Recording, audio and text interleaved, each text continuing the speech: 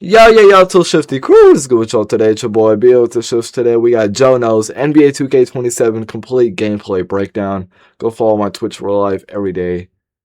And let's get straight to it. NBA 2K27 gameplay breakdown, man. So I'm giving it to you a little bit more raw this year. We got the Rucker Park raw gameplay going on while we talk about things, and then I'm going to cut to specific clips of what we're talking about. So like when we talk about dunking, for example, I'm going to cut to some dunking. I like that new score bug. But then instead of yapping around the same clips, I'm going to let some raw gameplay play so that y'all get the best of both worlds. Y'all get clips and y'all get raw gameplay so you can kind of be your own judge. You know what I mean? You'll be actually be able to see the game as opposed to, you know, sometimes wait, is that the new blacktop? In a good or negative way. So I hope y'all enjoyed the video. Is Rucker Park the new blacktop? Quick like. That's actually tough. 2 seconds and it's free. I thought it was like a game mode, but no, it's blacktop. That's actually tough. NBA 2K27, it's going to be more important than ever to get the biggest green window jump shot for your specific build. And NBA 2K Lab has you covered. They have a bunch of free tools on their website, but what you're looking for is under the premium section. The custom jump shot database. This is an absolute cheat code every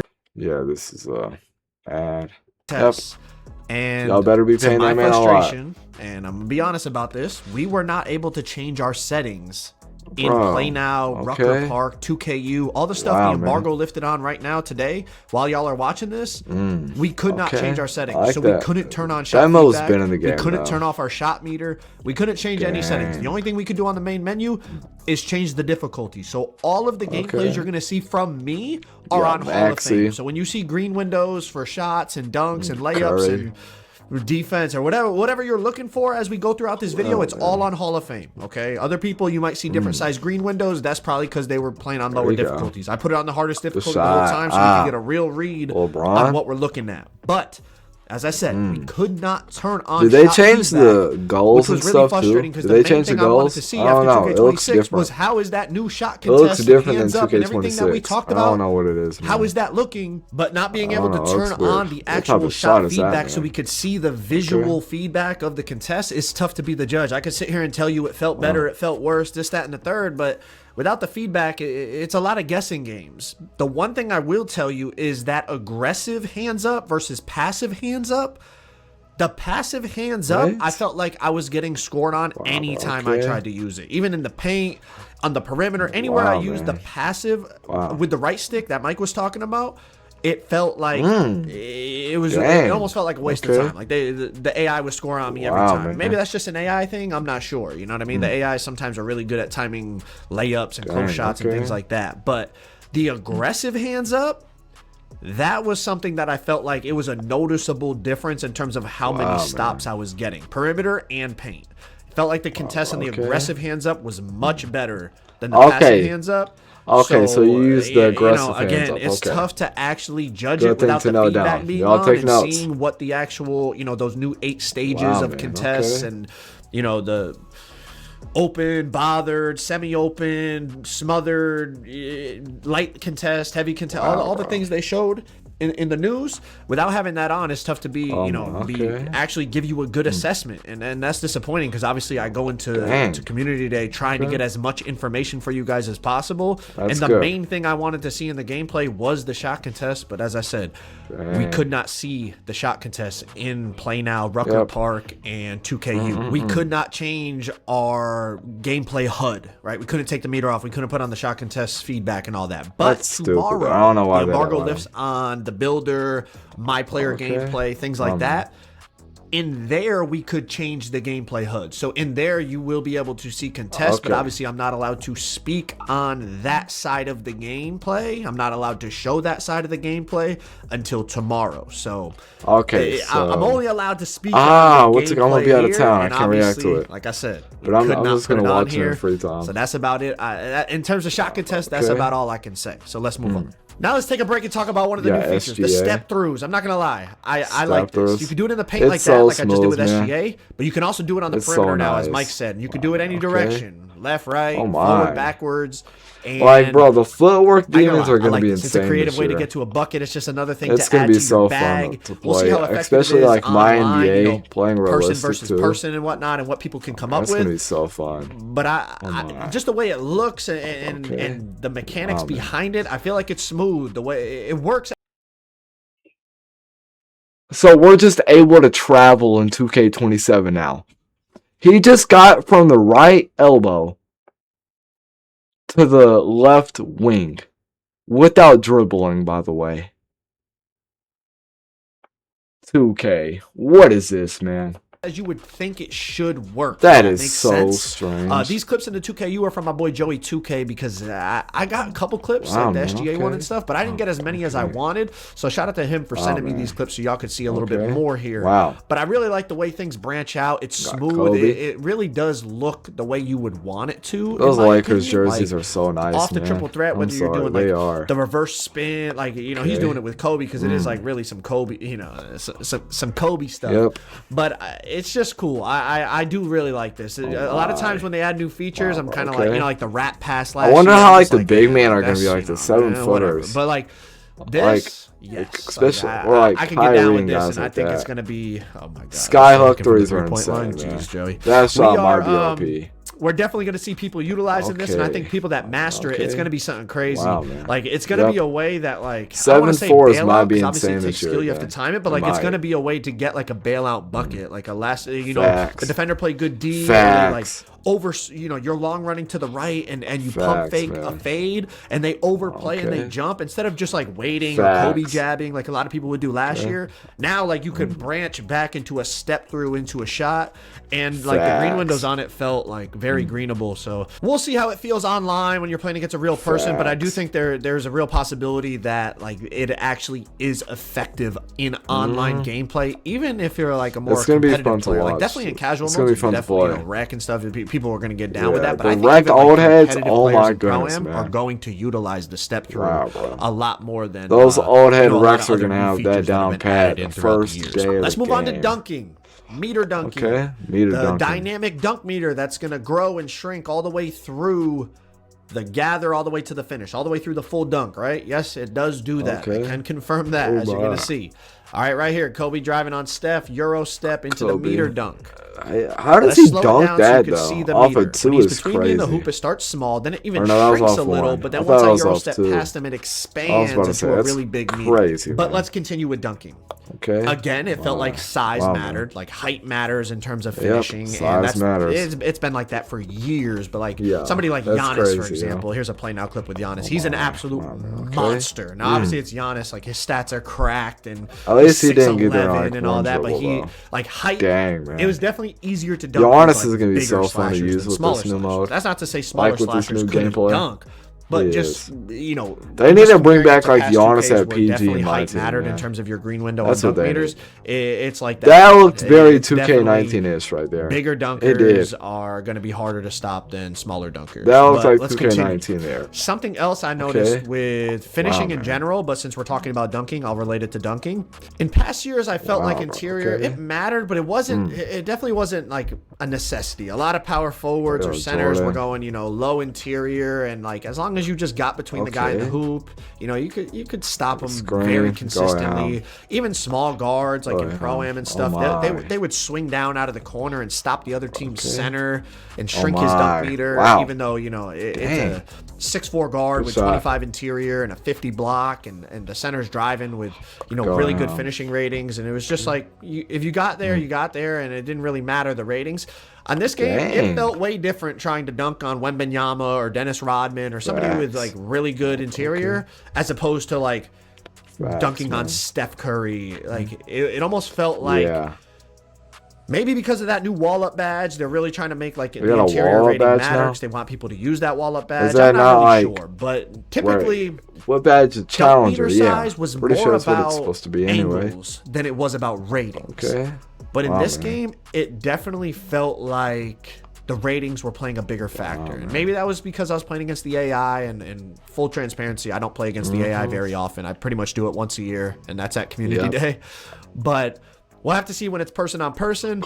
But for the most part, from what I felt playing the game, the community day version of the game, it felt like interior definitely had a big impact on how easy it was to finish on somebody or how difficult it was to finish on somebody. To go along with the other factors, of course, you know, momentum, angle, positioning. And it's not to say it's impossible to stop somebody going to the basket. I mean, this is Tyrese Maxey stopping Michael Jordan. See, that's stupid right there. Tyrese is what, 6'1". That is stupid low right interior, there, low block. So it's not impossible. Obviously, your skill and the I can beat Southern and help like crazy their timing of the jump and all that still matters. That's more Embiid But than another Maxey. thing I noticed with dunking, if somebody was just like in the restricted area and you were going downhill full speed at them, like you would put them in a poster and it would be greenable. I feel like in past years, like unless they were way under the hoop, like you'd get a decent window if they were way under the hoop. But if they were just like in the restricted area, a lot of times you would drive and like it would shrink your meter down all the way. When like in real life, it's like if they're standing under there and you have a full head of steam, you know, you got Michael Jordan running at you full head of steam, like you're in trouble. You know what I mean? A lot of dudes in real life would just bail out of there and just, you know what I mean? I'm not getting put on a poster, but in 2K, it was like your meter would shrink a lot of the times. It was definitely a noticeable difference in terms of if they're just down there in the dead zone, you could just go up and boom on them. But again, like if Wemby was down in that dead zone, it felt like it would shrink. So I don't know. Maybe that's just because Wemby's 7'4". Maybe it's the interior rating. There's a lot of unknowns. But overall, the dynamic dunk meter definitely worked. It was shrinking. It was expanding. It was shrinking back down. It was overall dunking. In my opinion, it felt really good. Like honestly, maybe the animations look so nice this year. Like the movement, I love this year. How it plays out. Like, I'm not it's always actually against nice. the AIs, but let's move on. To be honest, so since we're on the topic of dunking, let's talk about standing dunks, kind of big man, paint scoring, post scoring. I'm gonna encapsulate it all into one section. All right, you've seen a little bit of post scoring in this gameplay. I want to see more play now clips, with Kobe man. and Jordan, LeBron. You'll like, probably I don't see care some more about as the Rucker gameplay Park. goes on. But now, besides Joey post hooking from the 3-point line for the second year in a row at I want to see Day, play now. The step throughs are definitely something big men can utilize. But let's talk about paint mashing, right? Dead zone. Can you really mash something? This is Bam mashing and contact meter dunking with the standing dunk. But just for perspective, the lighting that looks defender from the crazy Knicks as well, has a 50 block and a 50 interior. Maybe it's just now, on New the flip York's side court. of it, check out this clip. Yeah, Giannis going lighting against looks Jason insane Tatum as well. right here. Tatum's got 81 interior and just walls up and takes Giannis out of a dunk and makes him miss the layup. Now, this gameplay is from Joey 2K, so I think the difficulty he said was on like All-Star or Pro. So it's a little difficulty than what I'm playing on. So like the game window size of like that layup was definitely bigger than it would have been on Hoff. But again, like check out, this is back-to-back possessions here. Joey's trying to just rim run through Tatum, and Tatum with 81 interior compared to that 50 we just saw for the guy in the Knicks. Like, it's just a massive difference in terms of the animations you get. Like, it's just an absolute stonewall as opposed to just like going through them and just. So slashers might not be good this year. A push through, and then your meter growing because now you're at the rim wide open. It's just, it felt night and day. It feels like they buffed the players with low interior versus high interior. We'll see when it's person on person. Maybe a lock is like insane. Take it with a grain of salt because it's against the AI. But it's just what we felt, and it's not that like when somebody had high interior, the AI is just just impossible insane. to like finish on them. Pause. Like I think there was actually a dunk earlier in this game where like Giannis was in the dead zone and I dunked on him with Kobe. So it's standing bird is crazy, positioning and you know timing of the jump and all that still matters for sure. But the point of this is just talking about meter dunking, driving, standing, paint mashing, and then also interior defense. And it just the overall feeling was interior mattered more than it has in past years. So yeah, like, I feel like let's branch over to layups. Layups also felt really, really good, and maybe not. This is the perfect time to talk about it. So let's slow this down. I mean, again, it's against Steph, who has low interior and he's smaller. But this is on Hall of Fame, bro. Green window, huge on that layup over Steph Curry. But I also just want to be clear, whether it's dunking, layups, it's not impossible to get stops without, you know, a high interior. Like right here, another Kobe versus Steph clip. He beats me to the spot, walls up. It's a tiny green window I miss. Positioning, timing, whether you're using the aggressive or passive hands up contest, all that stuff definitely felt like it mattered.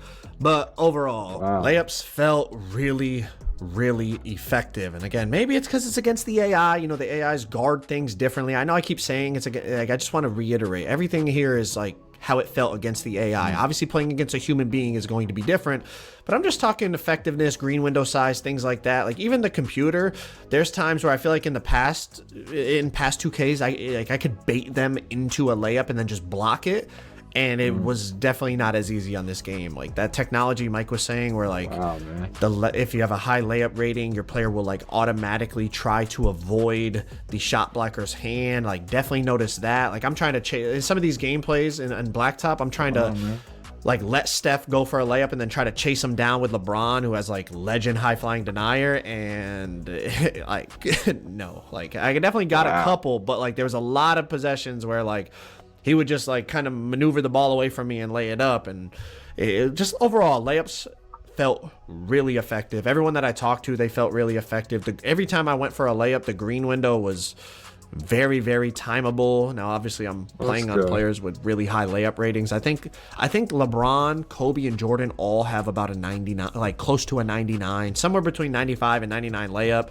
And obviously, Steph Curry has high layup. Like most of the players in the play now that we were using and Rucker we were using have really high layup ratings, so that could also be a factor.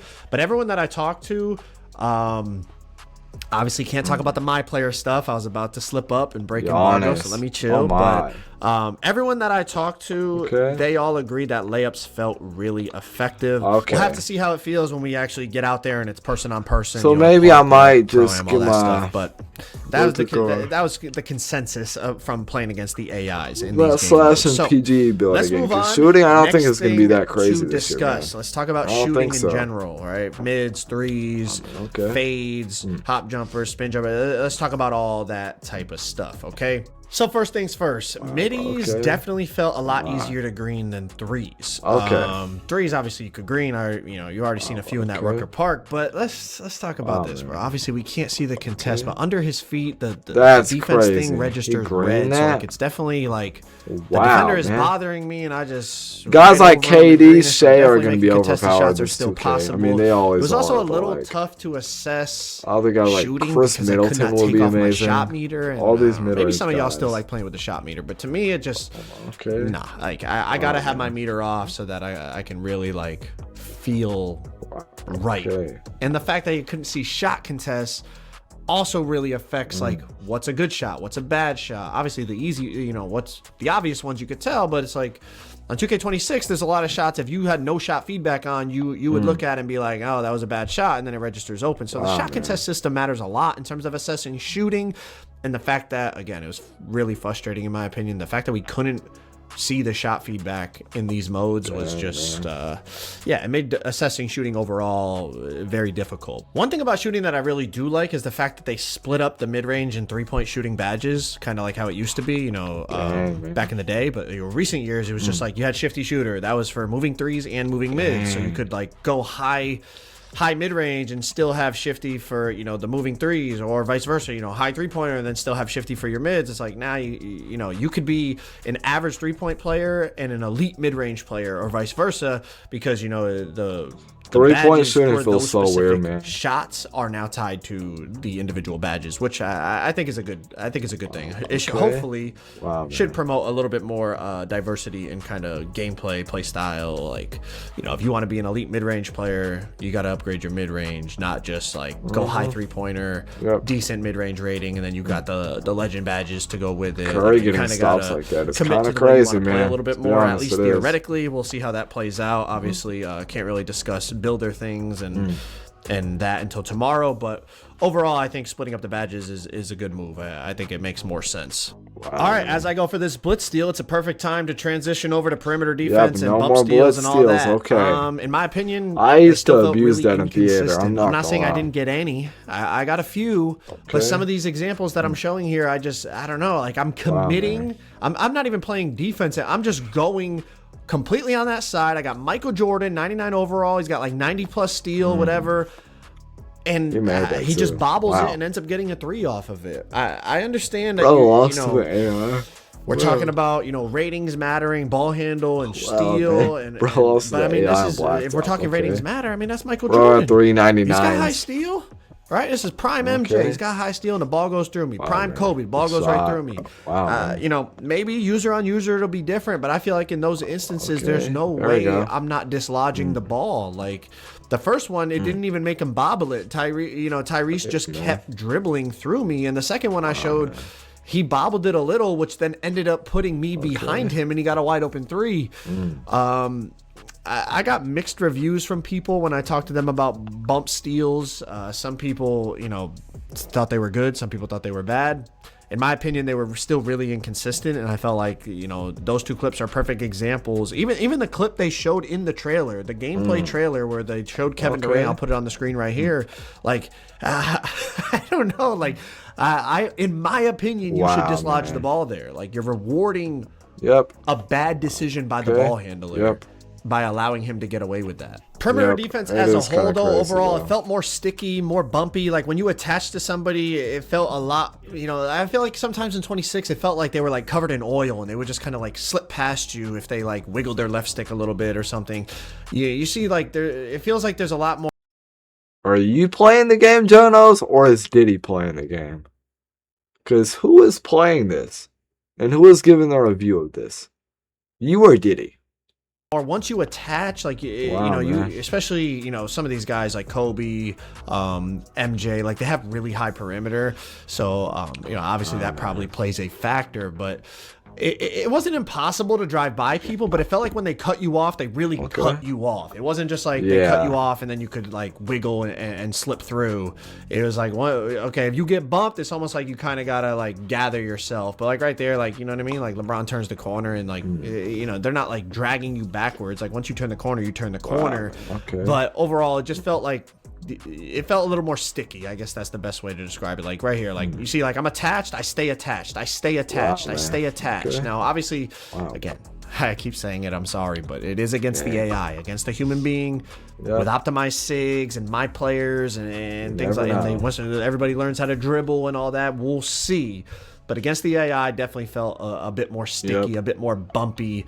Felt like you could cut people off better as they tried to move if you beat them to the spot. All right, let's shift to dribbling. First things first, it's tough to assess dribbling on play now because obviously with our my players, we optimize the SIGs, we get the dribble style that gives us the good burst and all that. Obviously on play now, you're stuck with the SIGs that the NBA players have. So first reaction to it, a little concerned about the burst, but as I said, with our my players, a lot of times, we just find whatever dribble style gives us the burst, the best burst, and we use that, and then all of a sudden it's like, all right, I'm moving the way I want to move a little bit more now. Obviously in play now, you're using the dribble styles that the NBA players have. So I don't know, some of the speed boosting, it didn't feel super explosive, but again, that could be dribble style related and that could be fixed when we get our my players. Obviously can't discuss my players today, so I'm just basing this off of the play now gameplay and the Rucker Park gameplay. But that was the first reaction, like, okay, I'm not really bursting how I want to burst. Chaining dribble moves together definitely felt really smooth, fluent in terms of being able to branch out of things and branch into things. Obviously, I'm not like a super duper dribble head. I'm not Steezo or anybody like that. But, I play guard and have a lot of success even at competitive levels playing for money. So I can assess it a little bit. But I did talk to some of the better dribbling content creators that are at the event. I'm sure, they're all Dirk, Chappa, like Koza. They're all going to be posting dribble stuff, and they had some concerns as well. They had a little concern about the burstiness, and it wasn't super explosive. But obviously, as I said, it's like you got to wait to be able to put dribble styles on to really assess the burst. Because a lot of past years, the bursts were fine, but that was because we found the dribble style that gave it to us. You could quick stop. The quick stop I found was the LT quick stop right there that I just ran to the wing with Kobe. Just tap LT, it set my feet instantly, and I was able to shoot. Did it a few times. It worked pretty consistently. Maybe we find something better, but definitely I think we're going to be able to find a way to peak and quick stop threes. Just like past years, it might be, last year was flick up. This, it might be something different this year, like LT, or maybe we find a better one. But should be able to quick stop and set your feet. So everybody that's looking to shoot peaks and stuff, you should be back in business with that. Next, let's talk about AI players. It was something they said that they enhanced, and I played against the AI quite a damn bit, so I can give some good insight on this. The AI is so much better. They definitely play better defense. They hawk passing lanes. Like if you throw any type of questionable pass, they were picking it out the sky. Crazy, pick six going the other way. Obviously, like I said, I played on Hall of Fame, so that's a factor. But they were like really, if I left them open, they were really consistent. in terms of like wow, layups and close shots, like they would make, I don't want to say everything, but it felt like everything they would make. The AI seems really, really improved. I ain't gonna lie, we might be back on that thing where it's like you go to random rec and you're hoping your teammates quit because the AI is better than 85% of the people who play the game. Like we might be back on that. Obviously, like I said, it was on Hall of Fame slider, so I don't know if like when we play rec or something, I don't think the AIs are gonna be on Hall of Fame sliders, but the Hall of Fame computer was very, very improved. Like obviously we don't know like all the cheese against the bots. Like we might find something. You made that? Wow. The jab step or the no dip. Like we might find something that works against the bot all the time, but the old stuff that works against the bot, not really. I mean, you can kind of get them sucked into screens sometimes a little bit too easily and like get like a snatchback 3 off or something. But overall, like compared to how it was, it's not just like last year where you could just throw it to somebody and just shoot the ball. Like the bots were playing that. You couldn't just do a jab. Wow, they got like, the bots were playing Jordan that. Is some so obviously we know how the layups. community is. Like people are gonna try to find something else, and once somebody finds it, like everybody will cheese that. But the old cheese that everybody was doing last year, where you just throw it and shoot a catch and shoot over the bot. From what I saw, obviously again, I don't have my player jump shots on. I'm using NBA player jump shots and all that. No, like they're guarding that now. You're gonna have to find find something else to beat the bot. The jab step, no, like, they're not just letting you jab step and then shoot a completely wide open 3. All that stuff that was driving me and y'all crazy in random rec when people would quit, that stuff has been fixed. All right, real quick on passing. I'll be honest, I did not pass the ball that much. Like obviously, you know, I'm controlling the whole team. I will just say some of the passes definitely felt floaty, but to be fair, I don't know everybody's pass rating, so it could just been like some of the people I was passing with had low pass accuracy. As I said about the AIs though, like if you throw a pass near the AI, they hawked it. So I think passing lanes, unless it's just the way the AI plays them. Oh, I'm gonna be insane this year, man. Lanes if you're playing it correctly. I'm gonna be insane this year, man. I didn't throw a lot of like break passes to test break starter or anything because it's just you know, when you throw it to a human, the human is leaking and you're able to like really throw it down the court. When you're playing like Play Now or Rucker, like your teammates are not like running the break, you know, they don't leak out to get a break starter pass. So it's kind of difficult to test by yourself. The next thing is the takeover system. In my opinion, it is just so much better. It's so much more logical. I hate the takeover system, The days of dunking the ball 5 times and then popping deep bomber badge are gone. You know, the PG coming up the court, passing the ball for 6 possessions straight, and then all of a sudden, you know, he's got his sharp takeover, and now all of a sudden he's looking to score. Like you get takeover from what you do in the game. Obviously, if you saw the news, you do that. But like now, it's like if you dunk the ball, you get finishing takeover. If you're passing the ball, you get playmaking takeover. You're shooting the ball, you get shooting takeover. That's just so much good, more logical, man. And it just it really means like, you know, depending on how you're playing, that's the type of takeover. You know, you're gonna take the game over with what you're doing. It's it seems like such a simple fix, but it's been years I've been saying this that that's the way it should be. You should be getting takeover in the way that you're dominating the game, and that's finally how it is. You've seen a couple here, I think, in the Rucker Park gameplays. I had it with Kobe right after I got a couple dunks. I got that finishing. This should be about it. But I'm not gonna lie, what's it called? Hey, this whole 2K27 gameplay breakdown is gonna mean nothing a month from now. After that first patch is out, Ronnie 2K and Mike Wang are gonna be sitting there smiling ear to ear, watching us all rage and hate the game after they just ruined the game after the first patch. Like, the first month of the game will be good, I'm already knowing, until a random day in September, preferably late, once fall starts officially. That's when Ronnie likes to strike, and he thinks he's a villain, and then he's just gonna ruin the game. I'm already knowing. Peace out, y'all. Bye.